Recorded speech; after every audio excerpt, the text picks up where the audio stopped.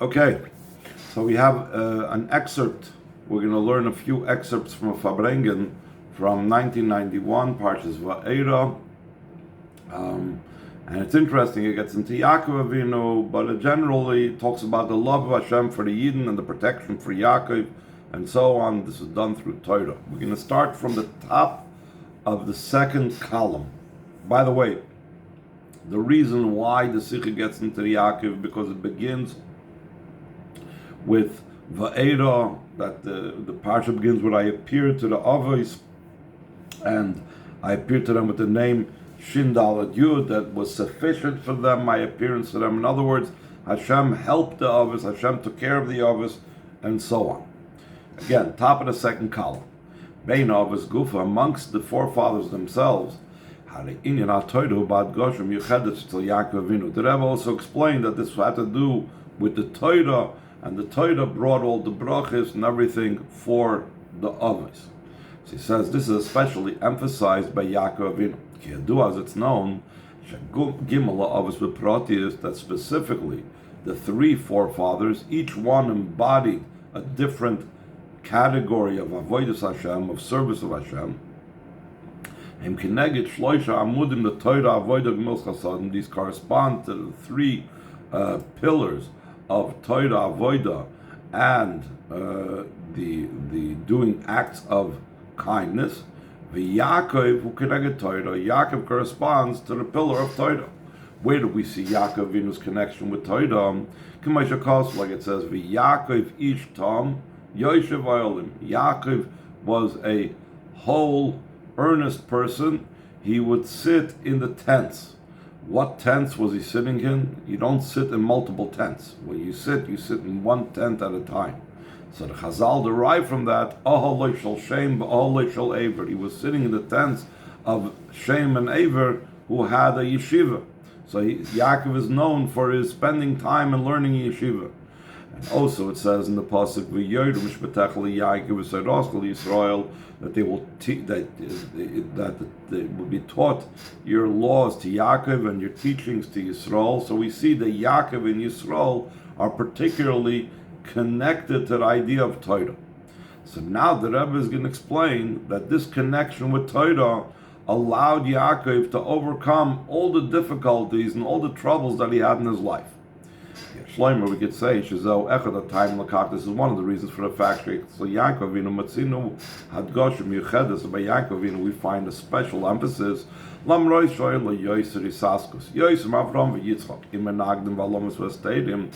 he had a greater involvement, more so than Avram v'Yitzchak. He had so with things that were in opposition, with concealments and covering the olam of the world. In other words, he faced much more challenges than his father and grandfather. He had the Rugzei Shel Lavan. He had to deal with the anger of Lavan, Shel Esav with his brother Esav, Shel Dinah, his daughter Dinah, Shel Yosef, what happened with the Yosef being sold into slavery. Yaakov, like Yaakov Avinu said to Paroi, few and bad were the days of the years of my life. The Torah emphasizes how he was and he remained totally complete and perfect. Not only he was whole, and not only his family was whole, to the degree that Chazal used the expression, his bed was complete, meaning all of his children were tzaddikim, not like Avram, not like Yitzchak, that each one of them gave birth to a Rasha. By Yaakov, all of his children were complete. But also, also concerning his war and his service in the world, like it says, Yaakov Sholem Ir Shechem. Yaakov came complete, whole to the city of Shechem. So what's this wholeness? Why does the Torah have to tell us that Yaakov Avinu arrived whole to the city of Shechem? So the Chazal say, Sholem begufay. He was complete in his body, Rashi explains. He was healed from his limp that he acquired when Esav's malach wrestled with him and touched his hip. He was also complete monetarily. that entire gift that he sent Esav, all these different types of animals, did not make a dent whatsoever in his wealth. He wasn't lacking because of it. And Shalom b'Torah, when he came to Shechem, he was complete in his Torah learning. That during his time spending in the house of Lavan, his learning did not leave from him. He did not forget his learning. Even after the man wrestled with him, which is talking about Esau's malach, Nitzeach Yaakov was still victorious. You battled with gods and with men, meaning who are these men that you battled with? Esav and Lavan, and you overcame them. And not only did he overcome them, but he made his hapcha in the terminology of Chassidus. To such a degree he affected that the angel gave him a bracha. Next page. So he says, even more than that,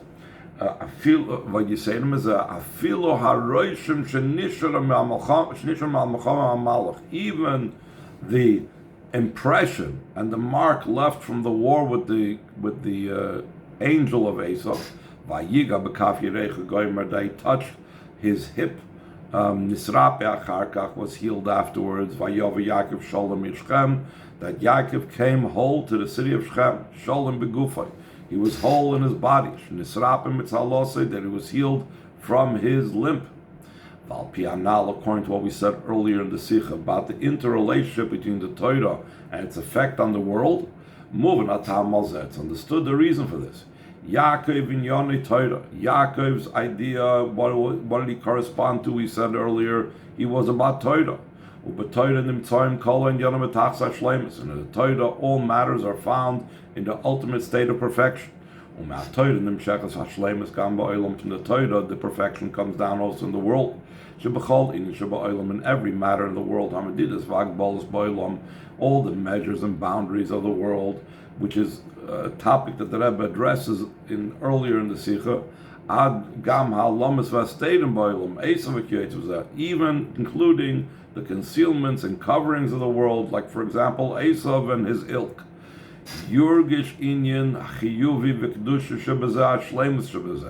Torah makes sure that everything, that through the Torah lens, even when things don't look so good, even when things do not look like the way they should be, through the lens of Torah, it is felt and one becomes aware about the positive and the holiness in it, and the perfection of it. Therefore, it's found in emphasis by Yaakov, more so than by Avraham and Yitzchak, that Yaakov came complete and whole. Not only did the matters not touch him and affect him, just the opposite, he was complete and he was whole. And the Rebbe says an interesting thing in footnote number 67. What's the reason that we have a mitzvah of Gid HaNasha? Why are we emphasizing in a mitzvah a negative event? When we have a mitzvah, so for example, we commemorate the Yidden going out of Mitzrayim. That's a positive event. They were released from slavery. So we have all the mitzvahs pertaining to Pesach, Matzah, Moreh, etc., etc., etc. You have other mitzvahs. The mitzvah of Shiur is commemorating Matan Torah, the Sukkot, the clouds of glory, and Purim, being saved from Haman, etc. What are we doing here? We're commemorating Yaakov Avinu's being touched and injured and seemingly depleted by the Gid HaNasha, by the sciatic nerve. What does this mean? This is just the opposite of what we're told, that Yaakov Avinu came by Yova Yaakov Sholem, that he was actually healed from it. So the Rebbe says that whenever you do a mitzvah, a negative commandment as well, the emphasis is the positive of it. That through the negative, through not doing something, comes out a positive thing. What happened after Yaakov was limping? What happens after he was injured? His entire being survived it and was complete. And that is the idea of the mitzvah loisase. The not doing something emphasizes the good and the positive that comes out. So back to the last paragraph, first column on this page. And we can add,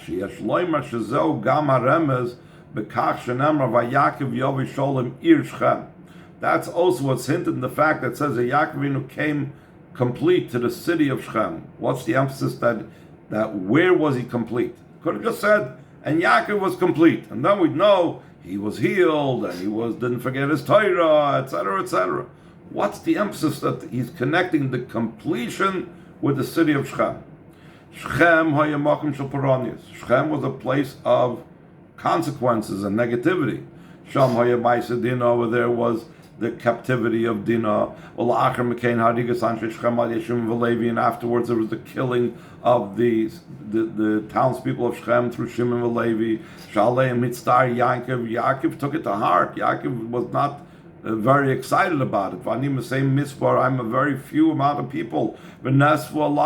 And they will gather all the cities around and they will attack me. My household will become destroyed. Like it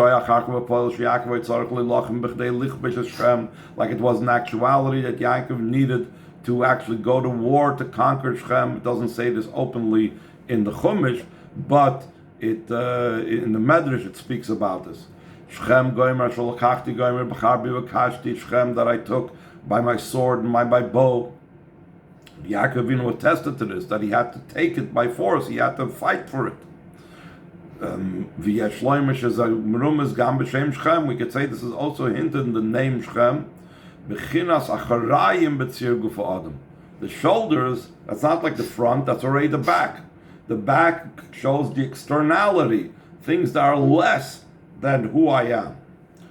So Yaakov Sholem in Shechem, the fact that Yaakov came whole to the city of Shechem, emphasizes this idea that even in a place of negativity, only positive comes out. This is the whole theme of our Simcha and B'tachon series. That even in things that don't look good, really, and this with the power of Torah especially, it's transformed to good. Madgish should emphasize even while coming to the back level of the world, meaning the negative. Shechem, Hare Yaakov, which represents Torah, is Shalom. The Yaakov, which represents Torah, is complete and whole. Now we're going to skip ahead a little bit about how a person, the Rebbe speaks about how a person needs to look at another Yid and see, if we're looking at the world in a positive and the good, and how even things that seem to be externally negative, we need to see the positive. Surely so, and even more so, it's when we look at another Yid. So let's go to the first column, second paragraph from the bottom, Ois Tes.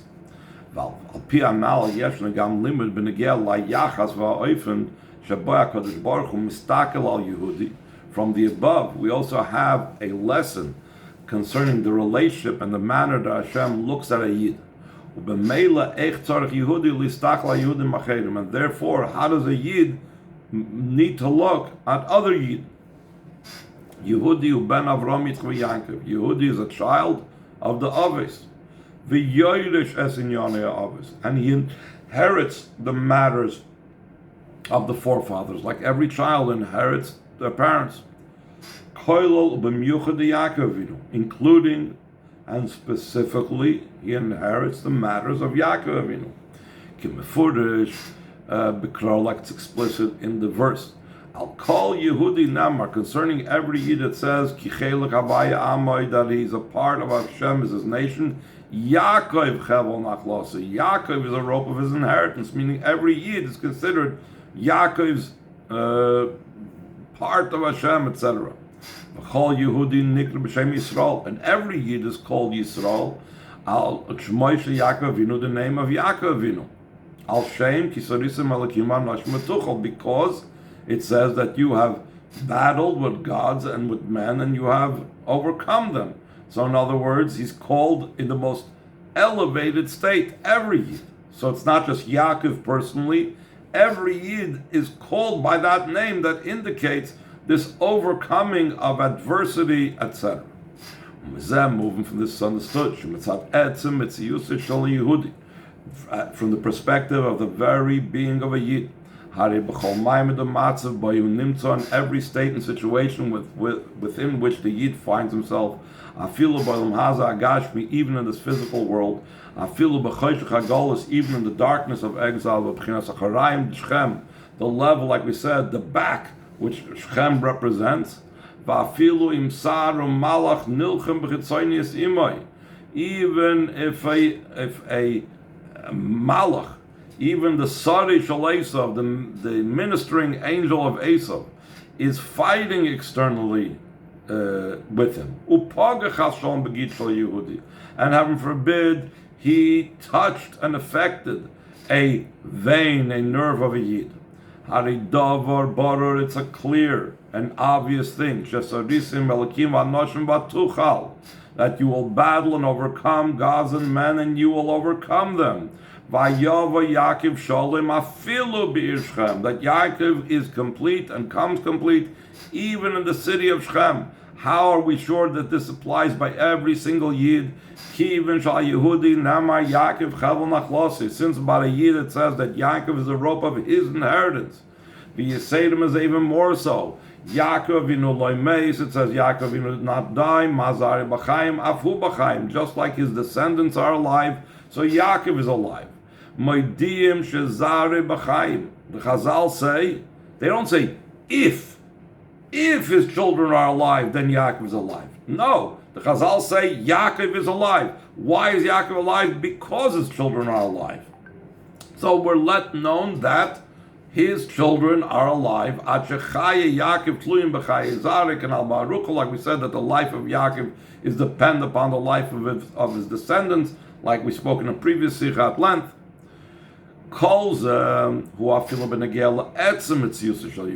This is all concerning the very existence of a Yid, the way Hashem looks at every Yid.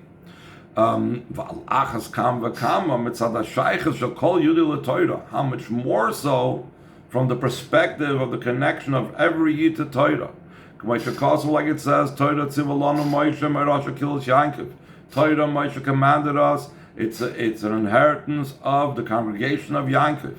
Meaning, it's every Yid, he owns the Torah.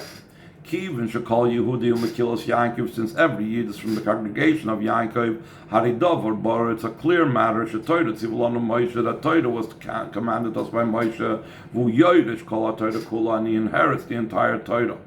V'yerusha einat luya b'anagosa shel ha-yoydish, and an inheritance is not dependent upon how the inheritor acts.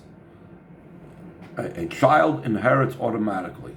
It doesn't make a difference how or what the child did in the life of the parents, or even after the life of the parents. Inheritance goes over automatically. And because of that, the same thing with the Torah. The Torah goes automatically to every single Yid, regardless of how they act. Because of the fact that every Yid has a connection with the Torah, and not just with the Torah, but the entire Torah. To such a degree that this is the very being of a Yid. Skip the parentheses to the second line from the bottom. How they move, and it's understood. In every state and situation within which a Yid finds himself. Even in a situation where externally a Yid is finding himself in Shechem, which means in a negative place, in a place of problems and tzoros. Because of the fact that the very being of a Yid is Torah, nirgish, it is felt, and even more so, nira, it's visible. Rak ha'inyan chiyuvi shebechol inyan. Torah emphasizes only the positive of every matter, which means in our case, hamaylos sheyesh l'chol Yehudi, the advantages and qualities that is to be found by every Yid. Im loy roim as hamaylos begolui. How about if I look at a Jew and I don't see his qualities? This is a proof that one did not search sufficiently. Perhaps the reason why I don't see the advantages of another Yid, the qualities of another Yid, because of the darkness of exile. Or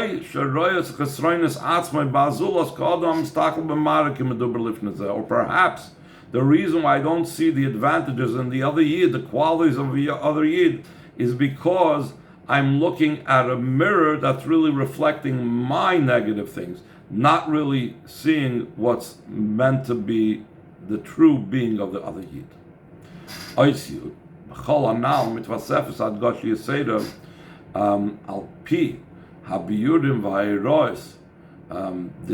shal avos achsidus, and all the above is added greater emphasis according to the explanations and directives of the fathers of chassidus. Hein al Baal Shem Tov Magid, both the Baal Shem Tov and Mezritch Magid, Hein Admor HaZaken, and also the Alter Rebbe. That earlier in the Sicha the Rebbe was speaking about, just like there's Vo'Era La'avos, there's the forefathers of Avram Tzvi Yankiv, there's also the forefathers of the Chassidus, and Yaakov corresponds to Alter Rebbe.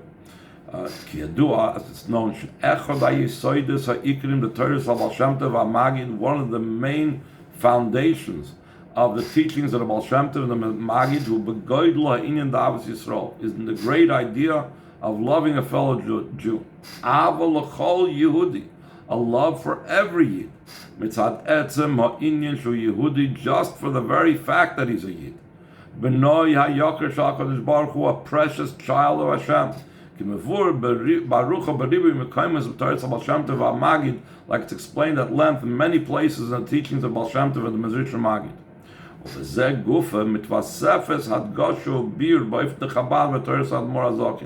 And this itself, the way how one has to love every Yid, is emphasized and it's additionally emphasized in the teachings of the Alter Rebbe, but in a way how only the Alter Rebbe's way of teaching, which is in using our intellect to appreciate it. Like the Baal Shem Tov would say, that every Yid is precious to Hashem, like elderly parents that had an older child, that had an only child born to them, and in their old age. But he doesn't elaborate intellectually why and how and so on. But the Alter Rebbe uses the forum of Tanya and other Mamarim to explain it in the means and in the tools that the Alter Rebbe created, the tools of Chabad. And the first place where he does so is Hacham Sefer HaTanya Shloi, beginning from his Sefer HaTanya. Shuboy Hu Oiseh Pedek Sholem, over there he makes an entire Pedek about this. Upedek Lamed Beis, and this whole entire Pedek is the Pedek 32, which is the numerical equivalent of the word heart, the Avos Yisrael of loving another Yid. The Rebbe says also a very interesting thing, that in the Tanya, before it was printed, there was versions before that. In general, it's called Madura Kama. In the 80s, the Rebbe had them printed. It was always in manuscript form, and it went away amongst the Chassidim. It was copied from one to the other. There's the Rebbe encouraged very much to study and see the differences between the Madura Kama, the first version of Tanya, and the final version, the printed version of Tanya. So the Rebbe says a very interesting thing. If you open up the first version of Tanya, Perek Lamed Beis is missing. In other words, it's all move together. I don't remember offhand now how the division works, but it doesn't go 31, 33. It doesn't just skip a floor. But the point is that the whole topic of Perek Lamed Beis is not there. I'm not going to go into right now. If you know the flow, Perek Lamed Beis is seemingly a parenthetical idea that once we understand the value and the importance we're supposed to give to the soul, and how we're supposed to not consider the body as primary, then the Alter Rebbe says, based on this, he says in Perek Lamed Beis, we can understand how you can love every single Yid. But it's really not part of the ideas that are in chapter 31 and chapter 33. It's seemingly parenthetical. And that parenthetical idea was not incorporated in Madura Kama in the first version. So the Rebbe makes note of that and points out that, but still, the fact that the final version was incorporated, everything goes by the final version. So let's see it inside what the Rebbe is saying. The second paragraph from the bottom of the first column, in the brackets, to add a unique study about this. B'madura kama the Sefer Tanya. In the first version of Tanya, Kanir b'ksav yad, seemingly a manuscript, Loi nimtza Perek Lamed Beis, chapter 32 in Tanya is not found over there. Bir inyan Avos Yisrael, the explanation of Avos Yisrael. Elam Perek Lamed Aleph, Oivrim miyad behem shechach lePerek Lamed Gimel, from chapter 31. We continue immediately in one continuum to chapter 33. Tanya, but in the final version of Tanya, Sefer Tanya Shulfanenu, the Tanya as we have it, Hoysevad Murazakinas Perek Lamed Beis Inyan Avos Yisrael Ubebir. The Alter Rebbe added chapter 32, which is the idea of Avos Yisrael, and with explanation to it, like we said before, in a way of Chachma Bina Das. So the Rebbe says a very important point. Kivin shekol inyan hu b'shgacha pratis. Since everything we know is by divine providence. V'ishtalshus hadvar migia eleinu. And we were made to allow to be, or we were made to be known this particular development of it. We could have gone on not knowing of this. And the truth is, for most Lubavitchers, before 1982, when the Rebbe, or it was the end of 1981, when the Rebbe have them print the Madura Kama, the first version of Tanya, no one was aware of the fact that there was a time when chapter 32 was not part of the Tanya, at least in manuscript form. So, but now that we do, and we are aware of this, surely there's a teaching and a lesson, top of the second column.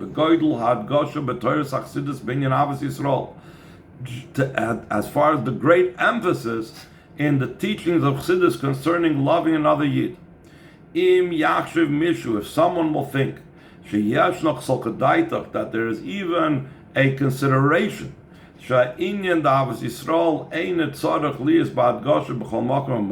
the matter of loving another Yid does not need to be emphasized every single place. One could think so. You know, there are books that are meant to teach about Avos Yisrael, and then there are books that are meant to teach about, let's say, Avos Hashem, like Tanya, for example. You wouldn't necessarily, again, from the superficial idea of Tanya is trying to teach us how to love Hashem.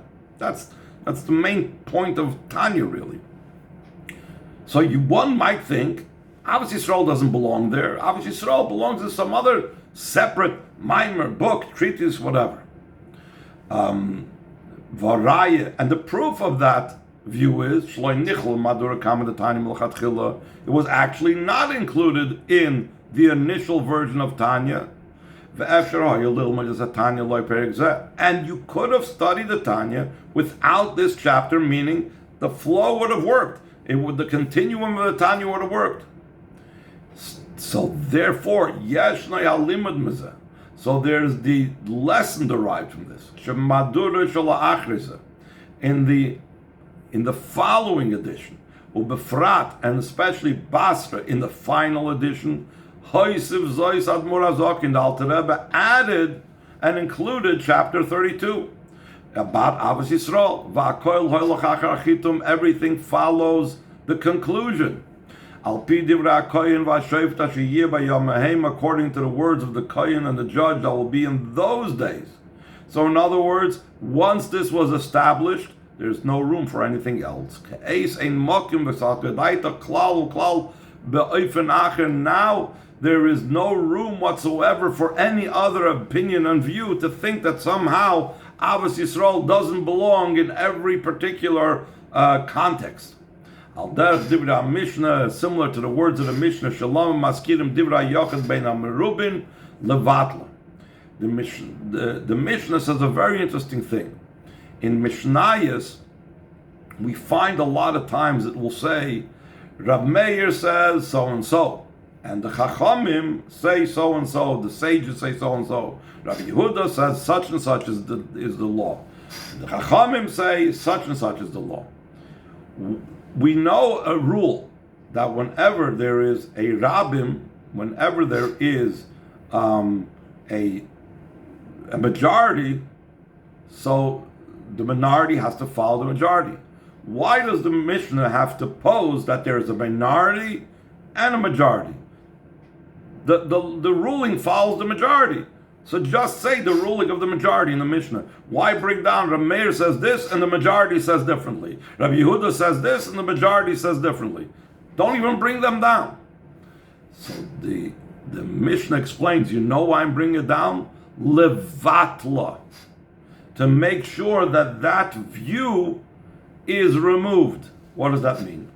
If a person will say that I have this by tradition, I have this is the way we follow the law, not the way the Mishnah finalized it. They'll tell him, you know why you're following that law over there that way? You didn't realize you were listening to the Rav Meir view when really we have to follow the Chachamim. You were listening the single view, the view of Rabbi Yehuda and V'nitchu Dvarav, and his words were pushed away. The same thing. The powerfulness of having an edition of Tanya that didn't include Perek Lamed Beis, being surpassed by an edition of Tanya that includes Perek Lamed Beis, teaches us this lesson, that even if someone were to come to think that there is some reason and some way that one should not include Avos Yisrael all over, from the fact that the Alter Rebbe changed this from not including Perek Lamed Beis and then including it, shows that the idea of Avos Yisrael belongs in every place and in every location. Let us go on further. Let's skip over to second paragraph, or the last paragraph on the first column. B'chala Amr. Hello? Why was the first edition didn't have it then at some point? Whatever the reason is, it was not, in the simple sense, it wasn't part of the regular flow. Again, I'm not going to go through it, but if you look in Perek Lamed Aleph in Tanya, look Perek Lamed Beis, you look in Perek Lamed Gimel, you'll see that Perek Lamed Beis was parenthetical. So, to the general flow of the idea of Tanya, Perek Lamed Beis didn't have to be over there. And by afterwards including it, so the Alter Rebbe was giving us a very powerful message that even in places where seemingly that's not part of the general flow, we must include it as well. Yud Beis, which is the last paragraph, next page, on the bottom of the page. All the above mentioned thing concerning the great quality of a Yid, it's added and increased in the even more so in our generation, more so than in previous generations. Bnei Yisrael the Yidden of this generation, She'edis HaPleito Shal HaShoyam, the remnants of the Holocaust. Shebon Nisfu Milyoni Yehudim Al Kiddush Hashem, that in that time millions of Yidden gave up their lives to sanctifying Hashem's name. Hashem Yimkum Dam, Hashem should avenge their blood. Hinam Bebchinas Ud Mutzel Me'esh, they are a ember saved from the fire. Ve'im Eidus Chay Al Kach, they are a living testimony for the following.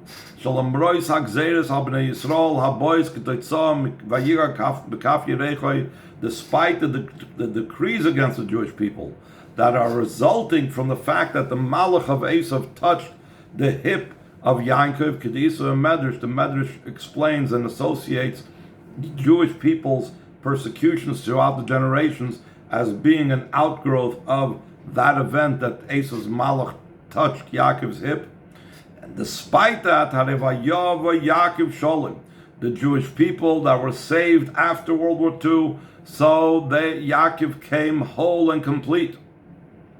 Moving, if it's understood that Kama Mushul Dabr Katri Gachman son of the Yisrael Bachlal, to what degree it is out of the question to, heaven forbid, say anything negative on Jewish people in general, Val Yehudim Ederzim Yuchad, especially on Yidden of this generation, Val Achas Kam Vakama Lo Lekatri Chas V'Sholom Techidechil Kvoidim Shabnei Yisrael Shenisval Kiddush Hashem, not Chas V'Sholom to say negative things while dishonoring the honor of Yidden that died al Kiddush Hashem. This so much applies to what happened on October 7th as well. People want to say all types of different things. We should not chas v'sholom say anything negative about them. Neshamis kedoshis v'toyros, holy and pure souls. V'gufim kedoshim v'toyrim she'olu b'lava shemaima, their bodies are holy and pure, that went up in flame to heavens, al derech korban oila, similar to an oila korban. Rachman litzlan, heaven forfend, leisokum parmayim tzara, that the Holocaust will chas v'sholom never repeat itself. Heaven forbid to say that Hashem is acting in an angry way against the Yidden. Adrabah, just the opposite. HaKadosh Baruch Hu oyev es b'nei Yisrael. Hashem loves the Jewish people, uba'ava atzmis, and an essential love, b'chol zman u'b'chol bokim, in every time and every place. Kifi shekol Yehudi Aimer b'tfilah b'chol yom v'yom, as every Yid says in davening every single day. Avas oilam or Rabba Avtanu, an everlasting love or a great love, depending on the person's nusach, you have loved us. Ubesiyam abracha, the conclusion of the bracha, we say, Haboicher ba'ama Yisrael be'ahava, the one that chooses his nation Yisrael with love. So Hashem's relationship to the Jewish people is the relationship of love. Skip the brackets in the next paragraph. How much more so is Hashem's love for the Yidden in this generation, that remained after the Holocaust, like we said before. Even more so, when we mention the sacrifices of the Holocaust Jews, every Yid says, Hashem yinkam damam, Hashem should avenge their blood. Like the language of the davening of Avarachim, which we say prior to Musaf on Shabbos, the holy congregations that gave up their lives for sanctifying Hashem's name, and He will avenge the vengeance of the blood of your servant that was spilled. If Hashem is involved in making calculations, it's a calculation of Him taking vengeance for the spilled blood of the Yidden neged Soyni v'Tzoyri Yisrael against the enemies and persecutors of Yidden. Not chas v'sholom that Hashem is making different types of calculations and calculating negative things about Yidden. Concerning the Jewish people, lahavdil, just the opposite. HaKadosh Baruch Hu is chayiv v'zikas atzmi kiviyachol. Hashem obligated Himself and he made himself meritorious, metaphorically speaking. Sheyasa cheshbon tzedek, that he will make a just accounting. V'yishalem ala me'ura habilti ratzui da hashoya. He will pay back. He will reward us for the negative event of the Holocaust. How does he reward us? So he's saying, in addition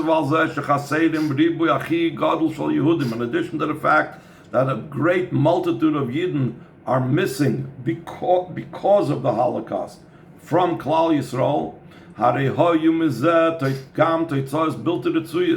there were some very negative outcomes from this and consequence from this. It weakened some Yidden's connection to Yiddishkeit. Therefore, being that that's the case, Hashem is obligated to fulfill His promise that no one will be pushed away. That Torah promised that eventually Yidden will do tshuva.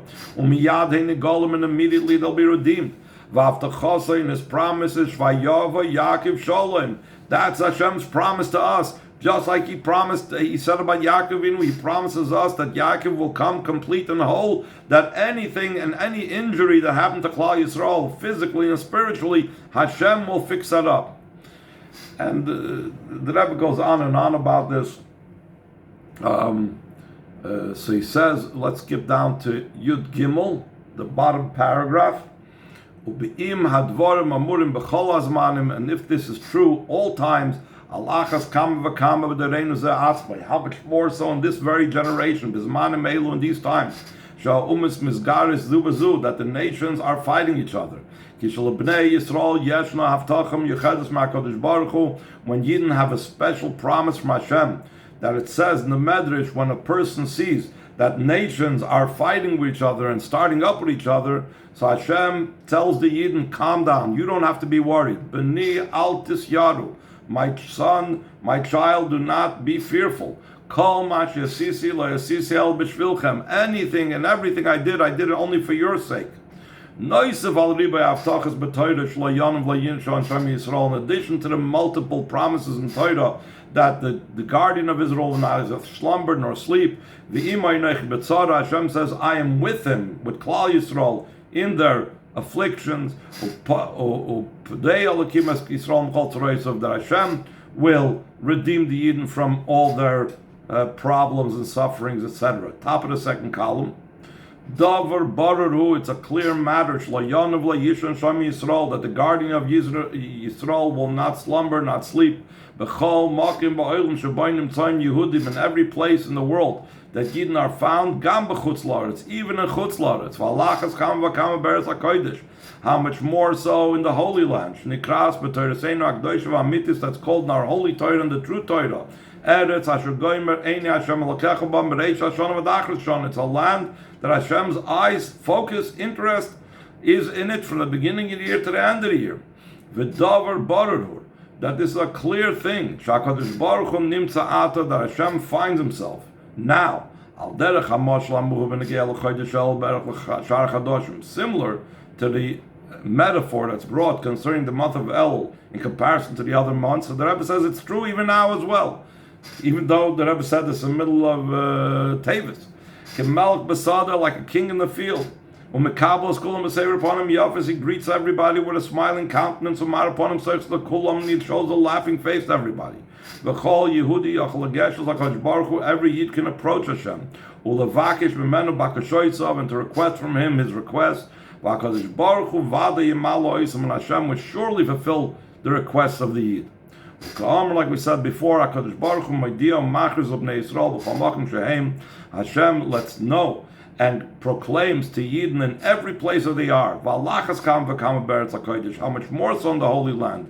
But Bonai al tisyaru, or B'di al tisyaru. My children, do not be fearful. Va'adrab, just the opposite. Va'da yeh v'yova Yaakov sholim ir Shechem asher beretz Canaan. Surely Yaakov will be complete in the land of Canaan, meaning the land of Eretz Yisrael. Mitvasav oid limud menegeya From this is added another teaching concerning our time. Though initially Yaakov was fearful of the war. And he said, I am few of number, and they will gather upon me. Like it was in actuality, when Shimon and Levi killed the inhabitants of Shechem.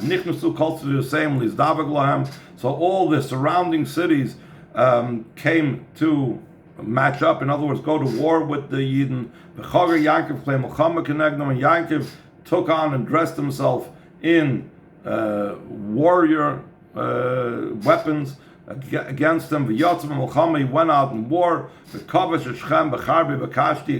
Shechem with my sword and with my bow. In addition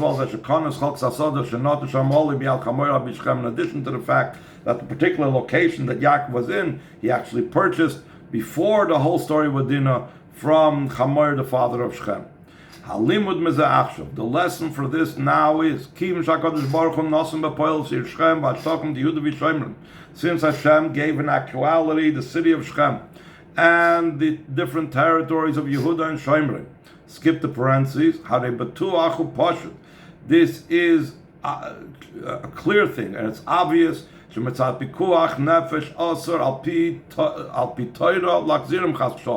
That because of the laws of a danger to life, according to Torah, heaven forbid, it's prohibited to return them. Top of page 175, second paragraph. In those years, in the 1980s, actually 1991, end of 1990, they are arriving at Yisrael, Russia, people coming from Russia, Alfi Yehudim Sheirs Apleitim in Russia, hundreds of thousands of Yidden from the remnants of those that were left over in Russia. Let's skip down to the bottom, last fourth from the last paragraph from the bottom. Ubevade, and surely, Hareza Moisif Oid Yoser v'Yoser. This adds even more so. Bagoid la Rachmanis v'Avish al Kodesh Baruch Hu l'Bnei Yisrael, that in the great mercy and love of Hashem to the children of Yisrael, and specifically that these immigrants from Russia be able to be settled with peace and in a restful manner, especially in the land that the eyes of Hashem is in it from the beginning of the year till the end of the year, especially through the fact that Yidden increase in Torah mitzvahs, these are our life and the days of the length of our days. Through this, it's increased even more so in the brachas of Hashem.